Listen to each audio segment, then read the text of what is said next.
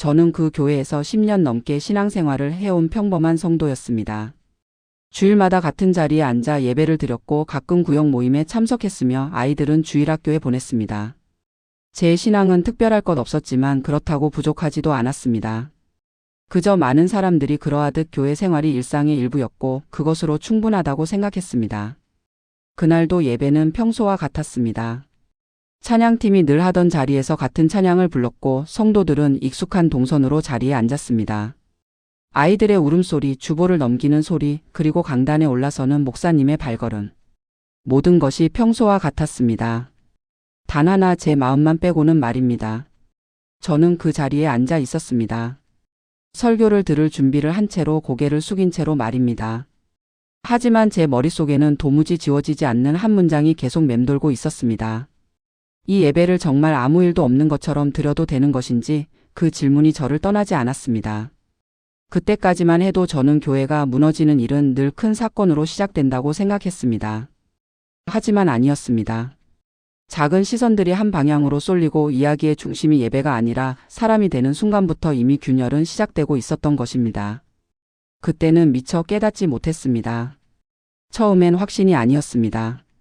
그저 이상하다는 느낌이었습니다. 구체적으로 무엇이 이상한지 설명할 수는 없었지만 뭔가 달라지고 있다는 것은 느낄 수 있었습니다. 늦은 시간까지 이어지는 연락들이 있었고 설명되지 않는 외출들이 있었으며 우연히 보게 된 장면들이 하나둘씩 쌓여갔습니다. 그때 저는 스스로에게 이렇게 말했습니다. 아니라고, 제가 오해한 것이라고, 제가 너무 예민한 것이라고 말입니다. 믿고 싶지 않았습니다. 아니, 믿으면 안 된다고 생각했습니다. 목사님이었으니까요. 말씀을 전하던 사람이었으니까요. 기도해 주던 사람이었으니까요. 그런 사람이 그럴 리 없다고 믿고 싶었습니다. 아니, 믿어야만 했습니다. 그렇지 않으면 제가 그동안 믿어왔던 것들이 모두 흔들릴 것 같았기 때문입니다. 그래서 저는 침묵했습니다. 의심을 죄처럼 숨겼습니다.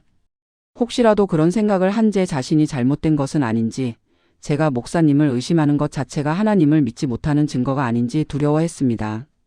그 시간이 얼마나 길었는지 정확히 기억나지 않습니다. 다만 그 시간 동안 저는 예배 시간이 두려웠고 기도 시간이 괴로웠으며 찬양을 부를 때마다 목이 메었다는 것만은 분명히 기억합니다. 교회 단톡방에는 여전히 평범한 공지들이 올라왔습니다. 다음 주 특별 집회 안내, 구역 모임 장소 변경, 주차 봉사 일정 같은 것들이었습니다. 사람들은 평소처럼 반응했고 평소처럼 댓글을 남겼으며 평소처럼 일상을 이어갔습니다. 저만 혼자 다른 세계에 살고 있는 것 같았습니다. 어느 수요 예배 후였던 것으로 기억합니다. 저는 주차장으로 향하다가 몇몇 집사님들이 복도 구석에서 낮은 목소리로 이야기하는 것을 우연히 보게 되었습니다. 그들의 표정이 심상치 않았습니다. 제가 지나가자 이야기가 뚝 끊겼고 어색한 미소가 오갔으며 서둘러 자리를 뜨는 모습이었습니다. 그때 저는 알았습니다. 저만 알고 있는 것이 아니라는 것을 말입니다. 하지만 의심은 오래 버티지 못했습니다. 사실은 생각보다 쉽게 드러났습니다. 누군가의 실수였는지, 끊지 않은 전화였는지, 우연히 열려있던 메시지였는지 정확한 경위는 중요하지 않았습니다.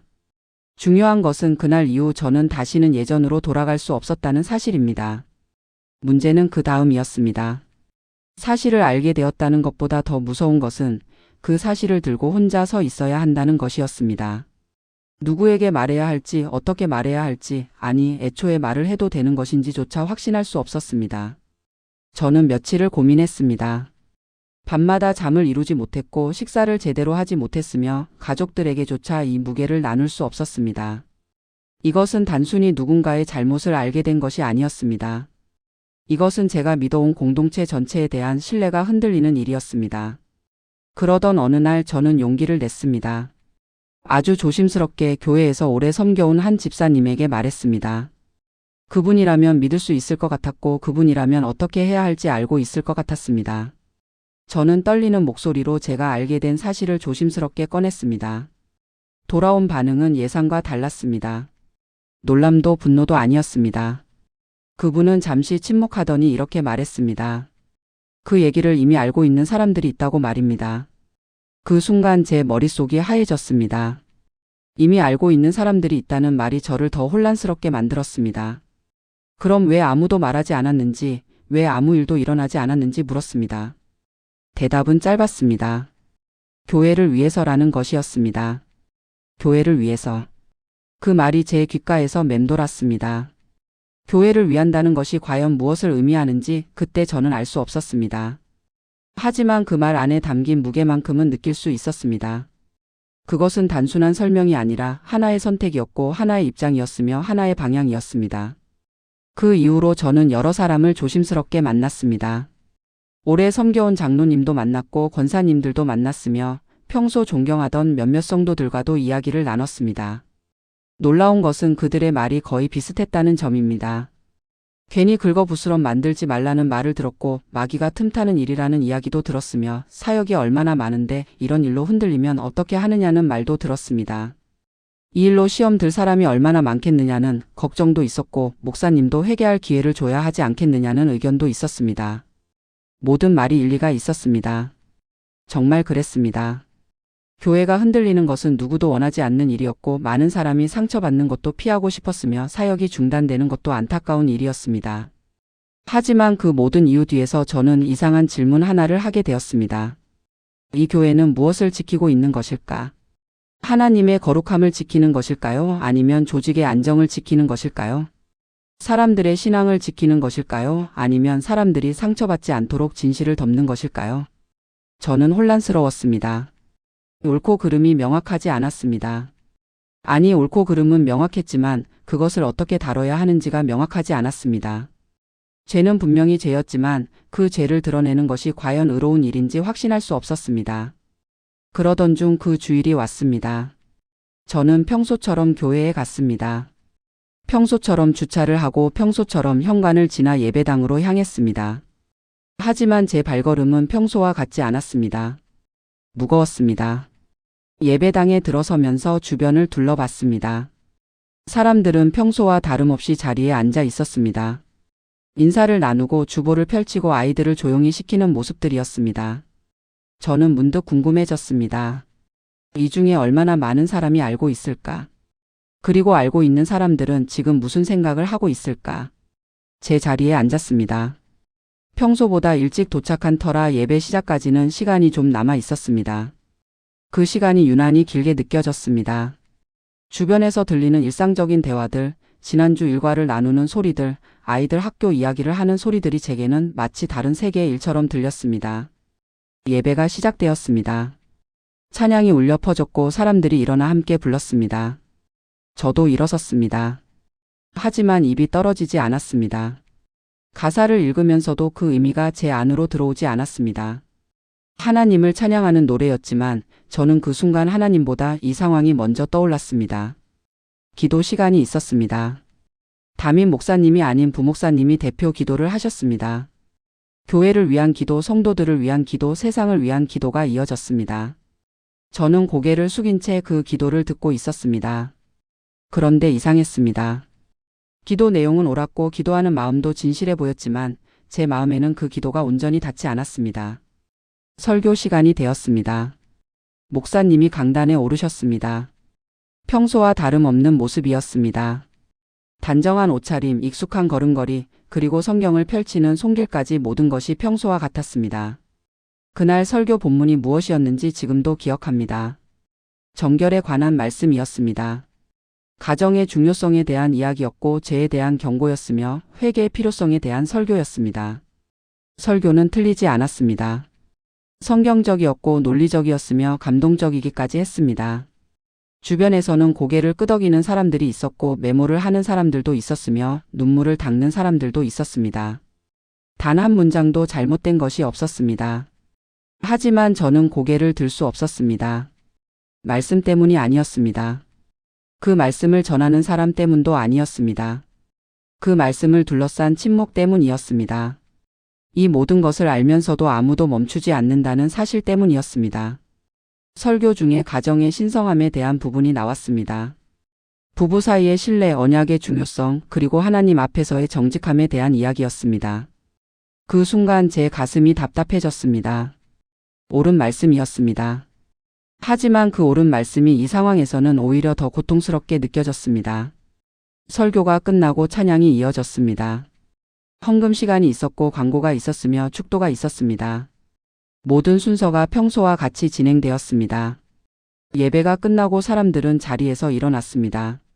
인사를 나누고 식사 약속을 잡고 아이들 손을 잡고 나가는 모습들이었습니다. 저는 자리에 그대로 앉아 있었습니다. 사람들이 빠져나가는 것을 그냥 지켜보고 있었습니다. 무엇을 해야 할지 몰랐습니다. 아니, 무엇을 할 수 있는지 몰랐습니다. 그날 집으로 돌아가는 길이 참 길게 느껴졌습니다. 평소 같으면 10분이면 도착할 거리였지만 그날은 1시간처럼 느껴졌습니다.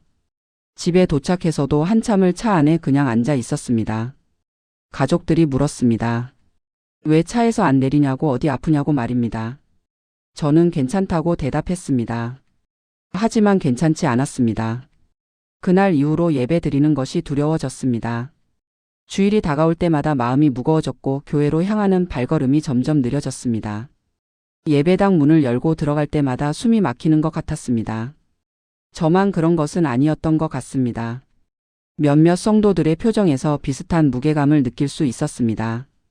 평소보다 조용해진 사람들이 있었고 눈을 마주치지 않으려는 사람들도 있었으며 예배 후 빨리 자리를 뜨는 사람들도 늘어났습니다. 교회 분위기도 미묘하게 달라지기 시작했습니다. 표면적으로는 아무 일도 없는 것처럼 보였지만 그 아래에는 무언가 흐르고 있었습니다. 구역 모임에서도 예전처럼 편안한 대화가 이어지지 않았고 중보기도 시간에도 어색한 침묵이 흘렀으며 예배 후 교제 시간도 점차 짧아졌습니다. 단톡방의 분위기도 바뀌었습니다. 예전에는 활발하게 오가던 일상적인 대화들이 줄어들었고 공지사항에 대한 반응도 예전만큼 즉각적이지 않았습니다. 누가 먼저랄 것도 없이 모두가 조금씩 거리를 두기 시작한 것 같았습니다. 그러던 어느 날 당회가 열렸다는 소식을 들었습니다. 비공개 당회였습니다. 무슨 내용이 논의되었는지 정확히 알 수는 없었지만 이 문제에 대한 것이라는 것은 짐작할 수 있었습니다. 며칠 후 몇몇 직분자들을 통해 당회의 결정이 조심스럽게 전해졌습니다. 목사님이 일정 기간 강단을 내려오기로 했다는 것이었습니다. 공식적으로는 개인적인 영적 재충전 기간이라고 발표되었지만 아는 사람들은 그 이면의 의미를 알고 있었습니다. 그 소식을 들었을 때 제 감정은 복잡했습니다. 한편으로는 뭔가 조치가 취해진 것에 대한 안도감이 있었지만 다른 한편으로는 이것만으로 충분한가 하는 의문이 들었습니다. 강단을 내려온다는 것이 진정한 회개를 의미하는 것인지 아니면 시간이 지나면 다시 돌아올 것을 전제로 한 일시적 조치인지 확신할 수 없었습니다. 교회는 조용해졌습니다. 표면적으로는 더 조용해 보였지만 실제로는 수많은 이야기들이 보이지 않는 곳에서 오가고 있었습니다. 복도에서, 주차장에서, 전화통화로, 그리고 소규모 모임에서 사람들은 각자의 생각을 나누고 있었습니다. 어떤 사람들은 당회의 결정을 지지했습니다. 교회를 위한 최선의 선택이었다고 목사님께 회개할 시간을 준 것이 옳다고 말했습니다. 또 어떤 사람들은 불충분하다고 느꼈습니다. 좀 더 명확한 책임이 필요하다고, 성도들에게 정확한 설명이 있어야 한다고 생각했습니다. 그리고 또 다른 사람들은 아예 이 문제를 공론화하는 것 자체에 반대했습니다. 목사님도 사람이니 실수할 수 있는 것이고 용서하고 넘어가야 한다는 입장이었습니다.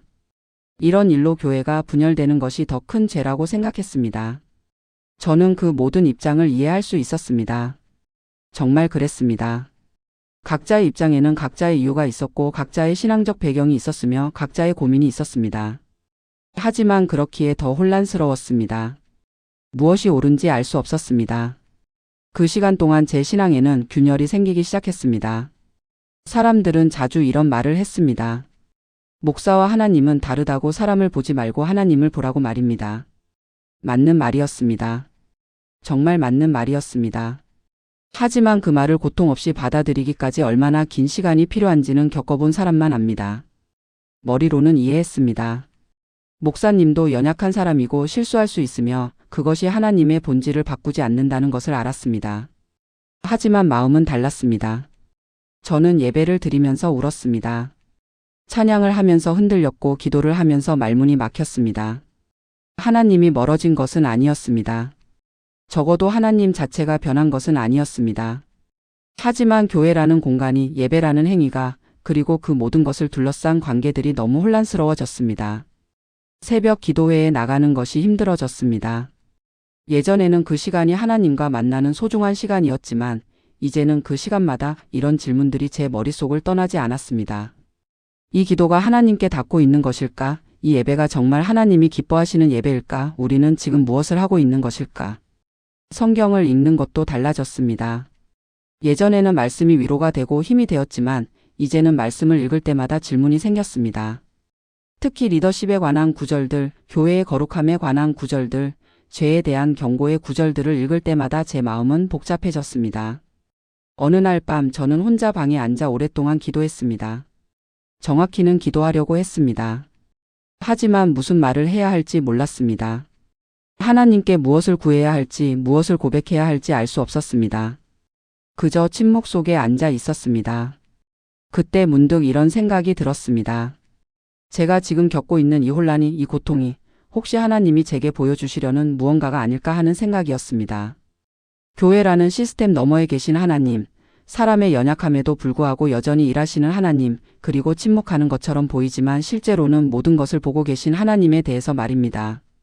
하지만 그런 생각도 잠시 현실로 돌아오면 다시 혼란스러웠습니다. 신학적인 이해와 실제 삶의 경험 사이에는 큰 간극이 있었습니다. 주일마다 교회에 가는 것이 점점 더 버거워졌습니다. 차를 몰고 가면서도 계속 생각했습니다. 오늘은 가지 말까, 아니면 다른 교회를 찾아볼까, 아니면 당분간 집에서 온라인 예배를 드릴까 하는 생각들이었습니다. 하지만 결국 갔습니다. 매주 갔습니다. 왜 갔는지 정확히 설명하기는 어렵습니다. 습관 때문이었을 수도 있고 의무감 때문이었을 수도 있으며, 아니면 그럼에도 불구하고 하나님을 놓치고 싶지 않았던 마음 때문이었을 수도 있습니다. 그러던 중 몇몇 성도들이 교회를 떠나기 시작했습니다. 조용히 아무 말 없이 떠나는 사람들이 있었습니다. 어느 날부터 그들의 자리가 비어 있었고 단톡방에서도 사라졌으며 연락도 끊겼습니다. 또 어떤 사람들은 명확하게 자신의 입장을 밝히고 떠났습니다. 이런 교회에서는 더 이상 신앙생활을 할 수 없다고, 아이들에게도 좋지 않은 영향을 줄 것 같다고, 그래서 다른 교회로 옮기기로 했다고 말했습니다. 그들을 비난할 수 없었습니다. 이해했습니다. 어쩌면 그들의 선택이 더 정직한 것일 수도 있었습니다. 견딜 수 없으면 떠나는 것, 그것도 하나의 용기였습니다. 반면에 남은 사람들도 있었습니다. 더 정확히 말하면 남기로 선택한 사람들이었습니다. 그들은 이런 때일수록 교회를 지켜야 한다고 생각했습니다. 어려운 시기에 떠나는 것은 무책임하다고, 끝까지 함께 회복의 길을 가야 한다고 믿었습니다. 그들도 비난할 수 없었습니다. 그들의 마음도 이해했습니다. 그들에게 교회는 단순히 예배를 드리는 장소가 아니라 함께 울고 웃으며 신앙의 여정을 나눈 공동체였습니다. 그 공동체를 쉽게 떠날 수 없는 마음을 이해했습니다. 그리고 저는 그 중간 어딘가에 있었습니다. 떠나지도 못하고 완전히 머물지도 못한 채 매주 교회에 나가면서도 마음은 반쯤 나가 있는 상태였습니다.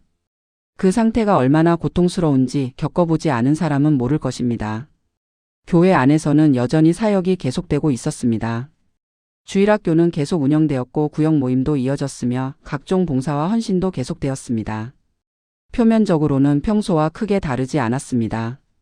하지만 그 아래를 들여다보면 달랐습니다. 봉사하는 사람들의 숫자가 조금씩 줄어들었고 구역 모임의 출석률도 떨어졌으며 교회 전체적으로 열기가 식어가고 있었습니다. 누가 먼저랄 것도 없이 모두가 조금씩 지쳐가고 있었습니다. 몇 달이 지났습니다. 목사님의 강단 사역 중단 기간이 끝나가고 있었습니다. 교회 안에서는 다시 미묘한 긴장감이 감돌기 시작했습니다. 목사님이 다시 강단에 서게 될 것인가, 아니면 더 연장될 것인가, 혹은 완전히 사임하게 될 것인가에 대한 이야기들이 조심스럽게 오갔습니다. 당회가 다시 열렸습니다. 이번에도 비공개였습니다. 회의가 끝난 후 공식적인 발표가 있을 것이라는 소문이 돌았습니다. 사람들은 초조하게 기다렸습니다. 주일 예배 후 임시 공동의회가 소집되었습니다. 오랜만에 많은 성도들이 모였습니다. 떠났던 사람들 중 일부도 이날만큼은 참석했습니다. 무슨 결정이 내려질지 궁금했기 때문입니다. 당회장이 앞에 섰습니다. 그리고 조심스럽게 말하기 시작했습니다. 지난 몇 개월간의 과정에 대해, 목사님의 회개와 반성에 대해, 그리고 당회가 내린 결정에 대해 설명했습니다. 결론은 이랬습니다. 목사님께서 충분히 회개하셨고 이제 다시 목회를 시작할 준비가 되었다는 것이었습니다. 물론 일정 기간 감독과 책임 구조를 강화하기로 했고 정기적인 점검도 있을 것이라고 했습니다. 그 발표를 들으면서 저는 회중석을 둘러봤습니다. 사람들의 표정은 제각각이었습니다. 안도하는 표정도 있었고 실망하는 표정도 있었으며 무표정하게 앉아 있는 사람들도 있었습니다. 그 순간 저는 깨달았습니다. 이 공동체는 이제 예전과 같을 수 없다는 것을 말입니다. 질의응답 시간이 있었습니다. 몇몇 성도들이 질문을 했습니다. 좀 더 구체적인 설명을 요구하는 질문들도 있었고 결정 과정에 대한 질문들도 있었습니다. 당회는 최선을 다해 답변했지만 모든 사람을 만족시킬 수는 없었습니다. 회의가 끝나고 사람들은 조용히 흩어졌습니다. 평소처럼 교제하는 모습은 거의 보이지 않았습니다. 각자 말없이 차에 올라타고 떠났습니다. 저 역시 차에 올라탔습니다. 시동을 걸고 잠시 멍하니 앉아 있었습니다. 그리고 문득 이런 질문이 떠올랐습니다. 이 침묵 속에 남아있는 것은 과연 믿음일까 아니면 두려움일까? 하나님에 대한 신뢰 때문에 남는 것일까 아니면 변화가 두려워서 남는 것일까? 답을 알 수 없었습니다. 아니, 답을 알고 싶지 않았는지도 모릅니다. 그 질문에 정직하게 답하는 것이 두려웠습니다. 그날 밤 잠을 이루지 못했습니다. 계속 생각했습니다. 제가 지금 서 있는 이 자리가 어디인지, 제가 원하는 것이 무엇인지, 그리고 하나님께서 원하시는 것이 무엇인지에 대해서 말입니다. 그로부터 시간이 흘렀습니다. 몇 주가 지나고 몇 달이 지났습니다. 목사님은 다시 강단에 섰고 교회는 다시 평소의 일정대로 돌아갔습니다. 표면적으로는 모든 것이 정상으로 돌아온 것처럼 보였습니다. 하지만 달라진 것들이 있었습니다. 눈에 보이지 않는 변화들이었습니다. 교인 수는 조금씩 줄어들었습니다. 떠난 사람들의 빈자리가 채워지지 않았고 새로 등록하는 교인들도 예전만큼 많지 않았습니다. 무엇보다 사람들 사이의 관계가 달라졌습니다. 예전처럼 편하게 이야기를 나누는 모습이 줄어들었고 서로 조심스러워하는 분위기가 느껴졌습니다. 이 일을 어떻게 생각하느냐에 따라 사람들이 나뉘었고 그 선은 보이지 않지만 분명히 존재했습니다. 저는 그 시간 동안 많은 고민을 했습니다. 떠날 것인가 남을 것인가. 누군가에게는 간단한 선택처럼 보일 수 있지만 저에게는 그렇지 않았습니다. 10년 넘게 다닌 교회였고 그곳에서 만난 사람들이 있었으며 함께 나눈 신앙의 여정이 있었습니다. 어느 날 저는 결정을 내렸습니다. 떠나기로 했습니다. 그것이 옳은 선택이었는지 지금도 확신할 수는 없습니다. 다만 그것이 제가 내릴 수 있는 가장 정직한 선택이었습니다. 더 이상 그 자리에 남아있는 것이 저에게도 그리고 교회에게도 좋지 않다고 판단했습니다. 떠나는 과정은 생각보다 조용했습니다. 특별한 작별 인사도 없었고 큰 이벤트도 없었습니다. 그저 어느 주일부터 그곳에 가지 않기 시작했고 단톡방을 나왔으며 연락을 주고받던 사람들과도 자연스럽게 연락이 끊겼습니다. 몇몇 분들이 연락을 주셨습니다. 왜 나오지 않느냐고 무슨 일이 있는지 물으셨습니다. 저는 개인적인 이유로 다른 교회를 알아보고 있다고만 답했습니다. 더 이상의 설명은 하지 않았습니다. 그것이 서로에게 나은 것 같았습니다. 새로운 교회를 찾는 것도 쉽지 않았습니다. 몇 군데를 다녀봤지만 마음이 편하지 않았습니다. 어떤 교회는 너무 컸고 어떤 교회는 너무 작았으며 어떤 교회는 분위기가 맞지 않았습니다. 하지만 진짜 이유는 그것이 아니었습니다. 제 마음이 아직 준비되지 않았던 것입니다. 한동안 혼자 예배를 드렸습니다. 집에서 온라인으로 설교를 듣고 혼자 찬양하고 혼자 기도했습니다. 외로웠습니다. 하지만 동시에 그 시간이 필요했습니다. 교회라는 공동체 없이 하나님과 단둘이 마주하는 시간이 필요했습니다. 그 시간 동안 저는 많은 것을 생각했습니다. 제가 믿어온 것이 무엇이었는지, 교회가 제게 어떤 의미였는지, 그리고 신앙이란 무엇인지에 대해서 말입니다. 답은 쉽게 나오지 않았습니다. 하지만 질문하는 과정 자체가 의미 있었습니다. 시간이 더 지나면서 조금씩 깨달았습니다. 하나님은 죄를 덮는 침묵에 계시지 않았다는 것을 말입니다. 하나님은 오히려 그 침묵을 불편해하시는 분이셨고 진실이 드러나기를 원하시는 분이셨으며 빛 가운데 걷기를 바라시는 분이셨습니다. 교회를 지킨다는 것이 무엇인지에 대해서도 생각이 바뀌었습니다. 교회를 지키는 것은 문제를 덮는 것이 아니라 문제를 직면하는 것이었습니다. 불편한 진실을 회피하는 것이 아니라 그것을 감당하는 용기였습니다. 평화로운 겉모습을 유지하는 것이 아니라 진정한 회복을 위해 고통을 감수하는 것이었습니다. 그런 깨달음이 오는 데에는 오랜 시간이 걸렸습니다. 순식간에 이해된 것이 아니었습니다. 수없이 많은 밤을 고민하고 기도하고 울고 또다시 일어서는 과정이 필요했습니다. 지금 돌아보면 그 시간이 제게는 광야의 시간이었던 것 같습니다. 외롭고 힘들었지만 동시에 하나님을 새롭게 만나는 시간이었습니다. 사람과 시스템이 아닌 하나님 자체를 바라보는 법을 배웠고 교회라는 건물이 아닌 하나님의 임재를 경험하는 법을 배웠습니다. 현재 저는 다른 교회에 출석하고 있습니다. 완벽한 교회는 아닙니다. 그런 교회는 존재하지 않는다는 것을 이제는 압니다. 하지만 진실하려고 노력하는 공동체입니다. 실수를 인정하고 회개를 실천하며 서로의 연약함을 감싸 안으려 노력하는 곳입니다. 여전히 교회에 대한 신뢰를 완전히 회복했다고 말할 수는 없습니다. 조심스러운 부분들이 남아있고 경계하는 마음도 있습니다. 하지만 그것이 나쁜 것만은 아니라고 생각합니다. 건강한 경계는 맹목적인 신뢰보다 나을 수 있습니다. 가끔 옛 교회 소식을 듣습니다. 아직도 그곳에서 신앙생활을 하는 지인들을 통해서 말입니다. 교회는 여전히 운영되고 있고 목사님은 여전히 목회를 하고 계시며 사람들은 여전히 예배를 드리고 있다고 합니다. 그 소식을 들을 때마다 복잡한 감정이 듭니다. 한편으로는 그들이 각자의 방식으로 신앙의 길을 가고 있다는 것을 존중합니다. 다른 한편으로는 과연 진정한 치유와 회복이 일어나고 있는지 의문이 들기도 합니다. 하지만 이제는 압니다. 그것은 제가 판단할 몫이 아니라는 것을 말입니다. 각자에게 하나님께서 허락하신 여정이 있고 각자가 배워야 할 교훈이 있으며 각자가 감당해야 할 책임이 있습니다. 제가 이 이야기를 여기까지 꺼내는 데에는 많은 용기가 필요했습니다. 교회의 상처를 드러내는 일이 누군가에게는 불편할 수도 있고 또 누군가에게는 같은 아픔을 떠올리게 할 수도 있다는 것을 알고 있기 때문입니다. 그럼에도 이 이야기를 남기는 이유는 분명합니다. 누군가를 정죄하기 위함이 아닙니다.